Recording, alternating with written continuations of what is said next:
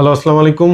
So IPL দেখছিলাম, actually IPL matches এবং actually total cricket নিয়ে কিছু আর কি আমার নিজের কথা ছিল। সো ওইগুলো আজকে এই ভিডিওতে শেয়ার করব। অ্যাজ ইউজুয়াল আইপিএল আমরা দেখতেই পাচ্ছি যে হরহামেশাই 250 রান হচ্ছে, মানে এটা একটা ট্রেন্ড হয়ে দাঁড়িয়েছে। এবং এইবারের আইপিএল সকল ফ্র্যাঞ্চাইজি লিগকে, মানে বিগত সালের আইপিএল প্লাস বিগ ব্যাশ বলেন অথবা অন্যান্য যে কোনো ফ্র্যাঞ্চাইজি টি-20 লিগকে এবার ছাড়িয়ে গিয়েছে। কারণ যেই হারে রান হচ্ছে এবার, যেটা আসলে কোনো ফ্র্যাঞ্চাইজি লিগে এত কনসিস্টেন্টলি 250+ স্কোর হয়নি। এবং দেখা যাচ্ছে যে গতকালকে কলকাতার এগেনস্টে পাঞ্জাব 260+ রান চেস করেছে 18 ওভার 5 বলে। তো এগুলো ছিল ফিনোমিনাল।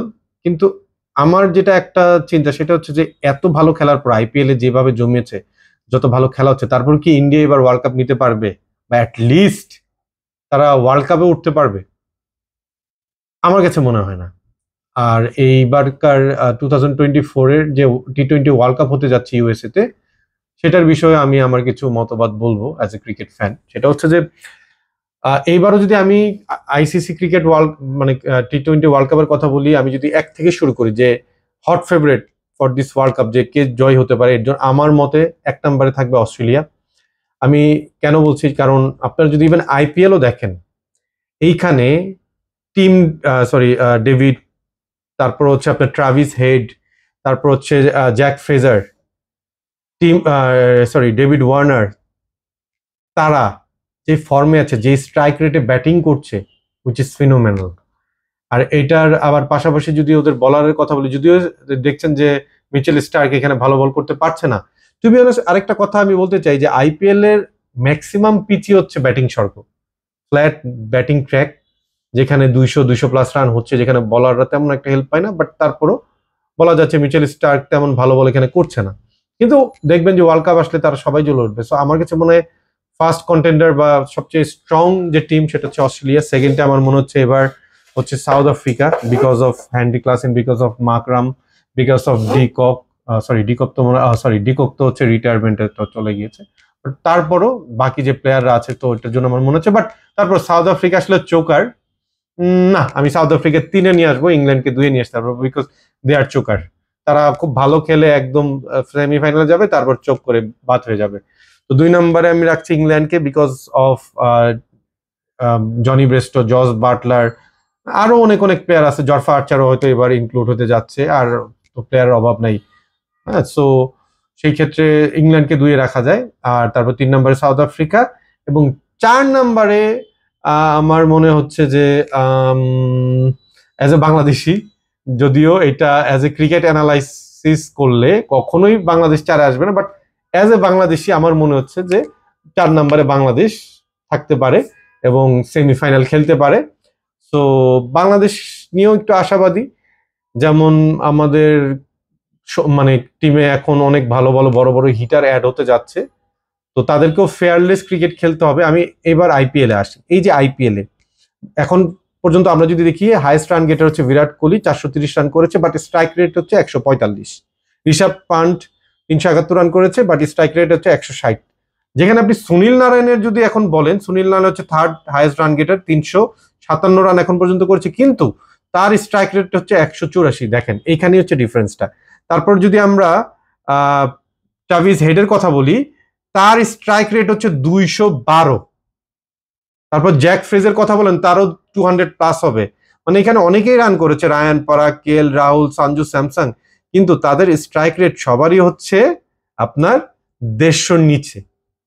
তো ইন্ডিয়ার কোনো ব্যাটসম্যানই কনসিস্টেন্টলি 180, 90, 200+ স্ট্রাইক রেটে ব্যাটিং করতে পারে না, বা হয়তো 10 বলে 30 রানের একটা ইনিংস খেলে ফেলো, কিন্তু আপনি যদি কনসিস্টেন্টলি দেখেন তাদের স্ট্রাইক রেট কারোই 200 কাছাকাছি থাকে না। এই জায়গাটাই হচ্ছে অস্ট্রেলিয়া, ইংল্যান্ড এগিয়ে থাকে আর থাকবে।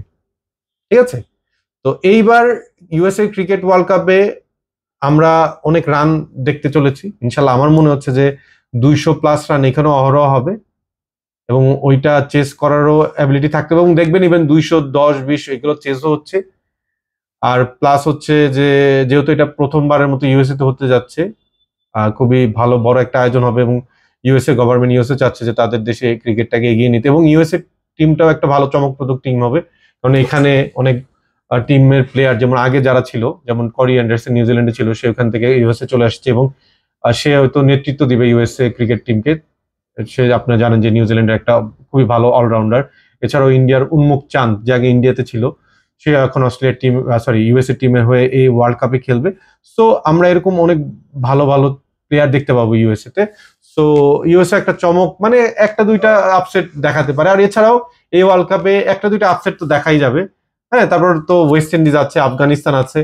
সো মানে এইবার ওয়ার্ল্ড কাপটা সেরকম জমে উঠবে এবং আমি এটার জন্য অনেক ওয়েট করছি, অধীর আগ্রহে আর কি অপেক্ষা করছি যে ওয়ার্ল্ড কাপ কবে শুরু হবে। আর আইপিএল দেখছি, মানে আইপিএল দেখলে ভিডিও গেম মনে হচ্ছে। যে একটা সময় আমরা যখন ওই কম্পিউটার ক্রিকেট খেলতাম, মানে এই লেভেলটা একটু ইজিয়ার করে নিতাম আর বলে বলে 6 মারতাম। হ্যাঁ, তো এরকমই মনে হচ্ছে যে 200 তো এটা নর্মাল স্কোর হয়েছে, 250 এটা কোনো স্কোরই না।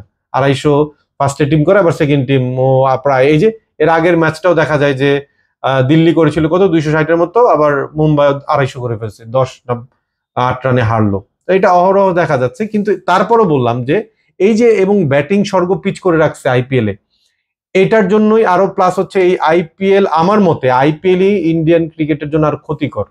এখানে প্লেয়াররা আইপিএল খেলেই গাড়ি বাড়ি টাকা পয়সা সব হয়ে যাচ্ছে, যার কারণে ইন্ডিয়ান ক্রিকেটে খেলতে হবে, টিমে খেলতে হবে, না খেললেও তাদের তেমন কিছু যায় আসছে না। আর আর ওই ইন্ডিয়ান ক্রিকেট টিমে যেসব প্লেয়াররা, মানে গদবাঁধা ক্রিকেটাররা সুযোগ পাচ্ছে, যেমন বিরাট কোহলি, আপনি বলতে পারেন এক নম্বর গ্রেট ব্যাটসম্যান, আপনি তাকে দিয়ে খেলাবেন, ওই তো সেই স্ট্রাইক রেট 140-50 দিয়ে খেলবে।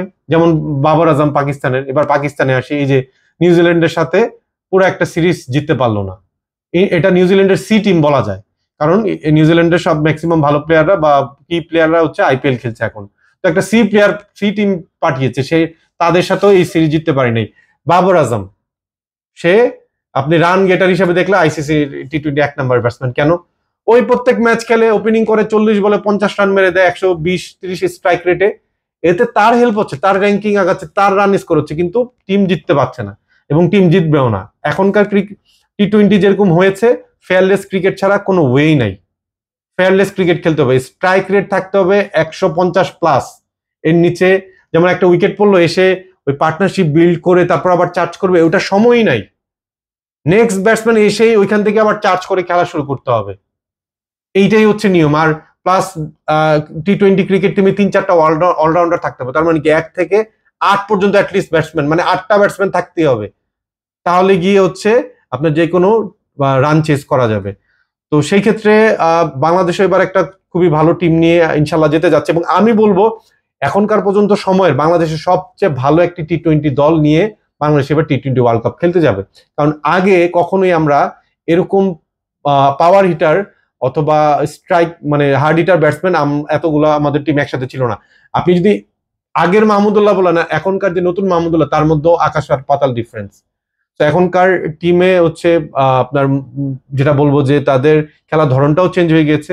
সো আমরা আশা করছি এবার দেখা যায় যে সৌম্য সরকার থাকবে, যদিও লিটন দাস ফর্মে নেই, হয়তো লিটন দাসকে টিমে রাখবে। আমিও চাচ্ছি না যে লিটন দাসকে এভাবে অটো সুযোগ দেওয়া হোক, তো সেই জায়গায় আরেকজন হতে পারে সুযোগ। তো তারপর হচ্ছে সাকিব আল হাসান, শান্ত, হৃদয়, জাকের আলী, মাহমুদুল্লাহ, তারপর সাইফুদ্দিনও হয়তো ইনক্লুড হতে যাচ্ছে। আর সেই জায়গায় অবশ্যই রিশাদ হোসেন আমাদের ট্রাম্প কার্ড, তারপর হচ্ছে মুস্তাফিজুর অ্যান্ড হচ্ছে শরীফুল। আর সেই জায়গায় অবশ্যই তাসকিন তো আছে, এখানে একটু কনফিউশন আছে যে এখানে তাসকিন, শরীফুল, মুস্তাফিজুরকে ওইভাবে খেলাতে হবে, অথবা সাইফুদ্দিন বাদে ওইভাবে খেলবে। সো যেটাও যে আমাদের অলরাউন্ডার লাগবে এবং আমাদের টিমে আছে। সো আমি এর জন্য আশা করছি হয়তো আমরাও সেমিফাইনালে ইনশাল্লাহ উঠতে পারি। আর এই ছিল আমার ক্রিকেট বিষয়ে আর কি মনের কথা। সো ইনশাল্লাহ নেক্সট ভিডিওতে দেখা হবে। আল্লাহ হাফিজ।